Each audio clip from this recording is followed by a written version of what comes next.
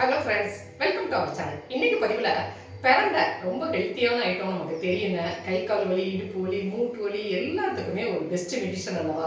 அந்த பிரண்டையை வச்சு நம்ம சட்னியெல்லாம் சாப்பிட்ருப்போம். ஆனால் பிரண்டையிலேயே ஒரு டிஃப்ரெண்ட்டான ஒரு தோசை, ரொம்ப ஹெல்த்தியாக, ரொம்ப சிம்பிளாக, ரொம்ப குயிக்காக, ரொம்ப ஒரு ஆரோக்கியமான தோசை எப்படி செய்யுது அப்படின்னு இன்னைக்கு பதிவு பார்க்கலாமாங்க. இந்த தோசைக்கு இந்த மாதிரி நான் ஒரு கட்டு பிரண்டை வாங்கி அதை கட் பண்ணி இந்த மாதிரி அந்த ஓரத்தில் இருக்க நரம்புகளை எல்லாம் எடுத்துட்டு சுத்தம் பண்ணி எடுத்துக்கலாங்க. அது சுத்தம் பண்ணும் பொழுது கையில் நம்ம கொஞ்சம் எண்ணெய் தடவிட்டு சுத்தம் பண்ணலாம், இல்லைன்னா அரிக்கும். இது இப்போ நான் கட்டாகவே வாங்கிட்டு வந்திருந்தால் சுத்தம் பண்ணியே காட்டியிருப்பேன். ஆனால் அது இப்போல்லாம் இந்த மாதிரி சுத்தம் பண்ணி கட் பண்ணியே கிடைக்கிது. அப்படி கிடைச்சாலும் நீங்கள் வாங்கிக்கலாம். இப்போ நான் அந்த மாதிரி ஒரு கட் அளவுக்கு பிரண்டையை வாங்கி சுத்தம் பண்ணி எடுத்து வச்சுருக்கிறேன். இப்போ அடுப்பில் ஒரு பேன் வச்சுருக்கிறேன். இதில் 2 டேபிள் ஸ்பூன் அளவுக்கு நான் எண்ணெய் சேர்த்துக்கிறேன். இதில் 1 டீஸ்பூன் கடுகு, 1 டீஸ்பூன் கடலைப்பருப்பு, 1 டீஸ்பூன் உளுந்தம்பருப்பு, காஞ்ச மிளகாய் 3 எடுத்துருக்கிறேன். இது எல்லாத்தையும் நம்ம இதில் சேர்த்துக்கலாம்.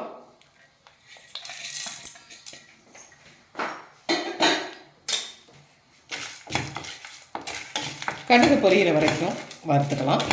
இதில் ஒரு சில அளவுக்கு புளி எடுத்துட்டு நல்லா சுத்தம் பண்ணி வச்சுருக்கிறேன். அந்த புளியையும் நாம் அதில் சேர்த்து வதக்கிக்கலாம். இந்த ஸ்டேஜில் நம்ம சுத்தம் பண்ணி வச்சுருக்கிற பிரண்டையை அதோட சேர்த்துக்கலாம்.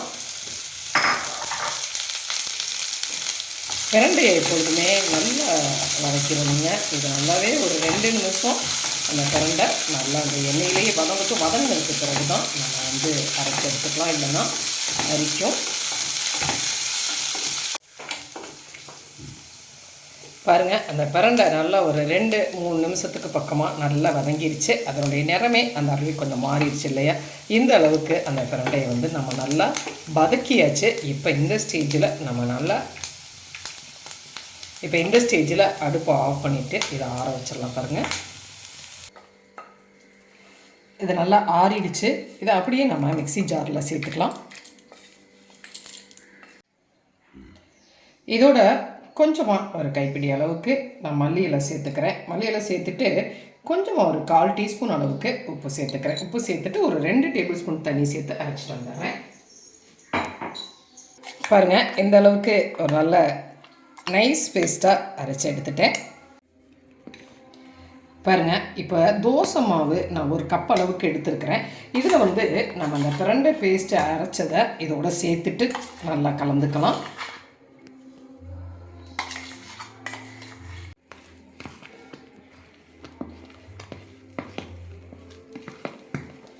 பேஸ்ட்டை சேர்த்துட்டு மாவை நல்லா கலந்துக்கலாம். பாருங்கள், மாவு இந்த அளவுக்கு தோசை மாவு பதத்துக்கு நான் கரைச்சி ரெடி பண்ணி எடுத்துட்டேன். இப்போ அடுப்பில் கல் வச்சுருக்கிறேன்.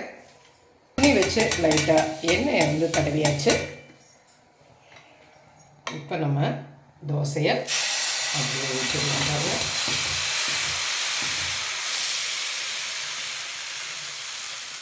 கொஞ்சமாக சுற்றி ஆயில் சேர்த்துக்கலாம்.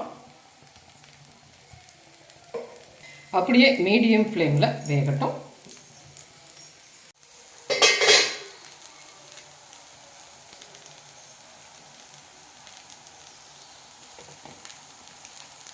நல்ல தோசை மொறுமொறுன்னு ஒரு முறுக்கெல்லாம் ரெடி ஆயிடுச்சு இல்லையா. இந்த தோசையை நம்ம திருப்பி போட வேண்டிய அவசியம் கிடையாதுங்க. பாருங்கள், எவ்வளோ ஒரு மொறு தோசை, ரொம்ப ஹெல்த்தியான ஒரு தோசையும் கூடங்க. பிரண்டையில் நாம் சட்னிலாம் அரைச்சிருப்போம், சாப்பிட்ருப்போம்.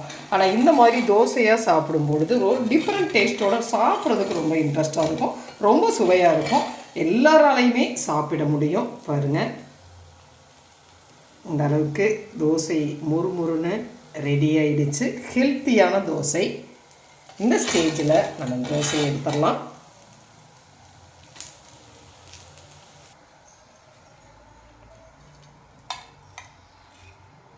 முறுமுறு பிரண்டை தோசை ரெடி ஆயிடுச்சு. அடுத்தடுத்த தோசையையும் நாம் அதே மாதிரியே ஊற்றி வச்சுக்கலாம்.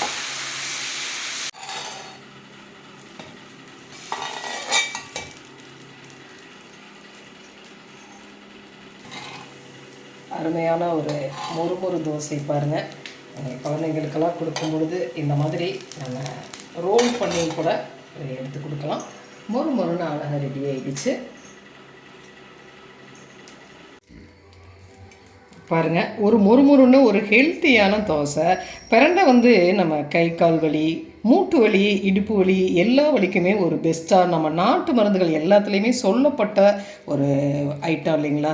அதில் நம்ம இந்த மாதிரி தோசையாக செஞ்சு சாப்பிடும்பொழுது ரொம்ப டேஸ்ட்டாகவும் சாப்பிட முடியும், ரொம்ப ஹெல்த்தியாகவும் இருக்குங்க. இந்த மாதிரி மிளகாய் சட்னி, தேங்காய் சட்னி எதோட வேணாலும் சாப்பிட்லாம். சட்னி எதுவும் இல்லாமல் அப்படியே சாப்பிட்டாலுமே ரொம்ப நல்ல டேஸ்ட்டாக இருக்கும். செஞ்சு பார்த்துட்டு உங்களுடைய கமெண்ட்டை சொல்லுங்கள்.